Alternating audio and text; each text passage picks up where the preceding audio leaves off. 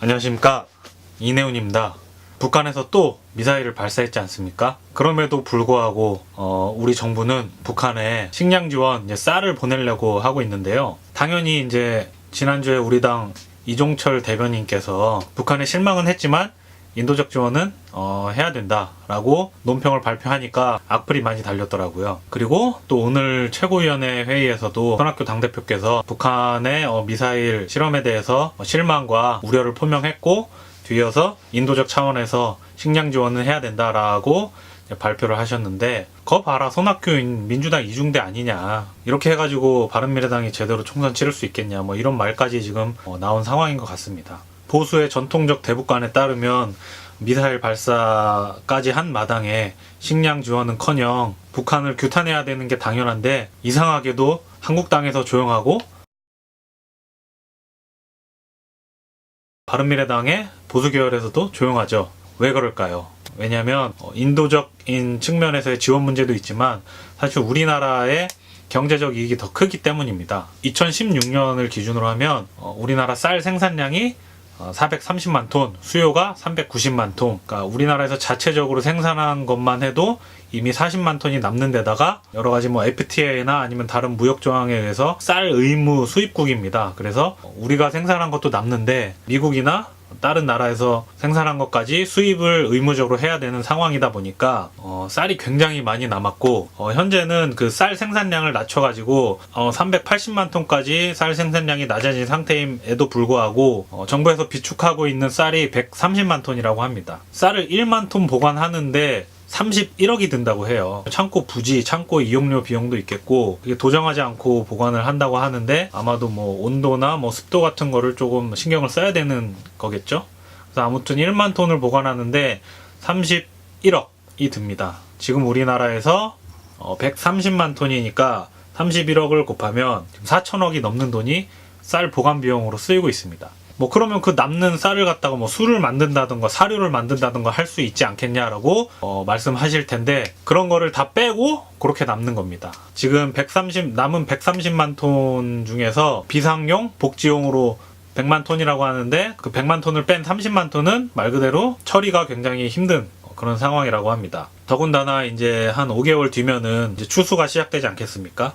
그러면 또 쌀이 남겠죠. 또 쌀이 남고 무역 조항에 따라서 또 쌀을 수입을 해야 되겠죠. 그럼 또 엄청나게 많은 쌀들이 계속해서 재고로 쌓일 텐데, 그거를 보관하고 처리하는 비용은 다 국민의 세금이다.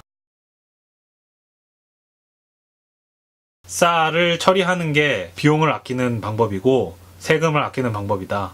쌀을 이제 그렇다면 이제 해외 어떤 못 사는 나라나 그런 쪽으로 이제 원조를 보내야 될 터인데, 국제기구를 통해서 하면은 이제 국제기구에서도 운송료가 들기 때문에 보낼 수 있는 양이 한계가 있고, 우리가 자체적으로 보내면 우리 주변에는 못 사는 나라가 사실 북한이잖아요. 북한 말고 아프리카나 중동 쪽으로 가야지 있는데 운반하는 비용이 또 만만치가 않습니다. 그런 거를 감안했을 때 가까운 북한으로 남는 쌀을 보내는 게 우리의 그 보관 비용을 줄일 수 있는 가장 현실적인 방안이다. 봤을 때 10만에서 30만 톤 사이가 될 것 같은데 310억에서 910억 사이에 보관 비용을 아낄 수 있다. 북한에 대한 식량 지원은 우리의 경제적 이득입니다.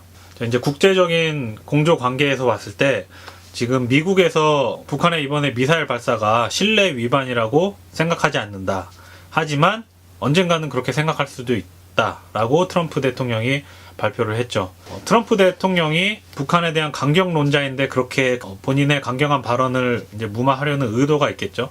추측키로는 일단 첫 번째는 지금 중국과의 그 무역 협상 지금 집중하고 있는 상황이잖아요. 그런 상황인데 북한이 지금 도발적인 행동을 했을 때 미국과 이제 한국에서 강경한 자세를 취하면 지금 미국과 무역적으로 대립하고 있는 중국의 입장에서 봤을 때는 북한을 써먹을 수도 있겠다라는 생각이 들 수 있겠죠. 지금 북한이 대북 제재가 시작된 이후로 시진핑도 만나고 문재인도 만나고 트럼프도 만나고 푸틴도 만나고 했지 않습니까? 근데 최근에는 푸틴이 니네 핵 개발 안 돼 라고 싸다구를 때렸지 않습니까? 그래서 김정은이 그 러시아에서 모든 일정 취소하고 북한으로 돌아왔는데, 지금 상황에서 어떤 미국 입장에서는 북한이 러시아나 중국에 비빌 수 있는 그런 어떤 계기 같은 것을 마련해 주는 게 중국과의 무역 협상에 있어서 좋지 않다고 생각을 했기 때문에 북한의 이번 미사일 발사에 대해서 사실은 군사 도발이 맞음에도 불구하고 이번은 일단 넘어가겠다라는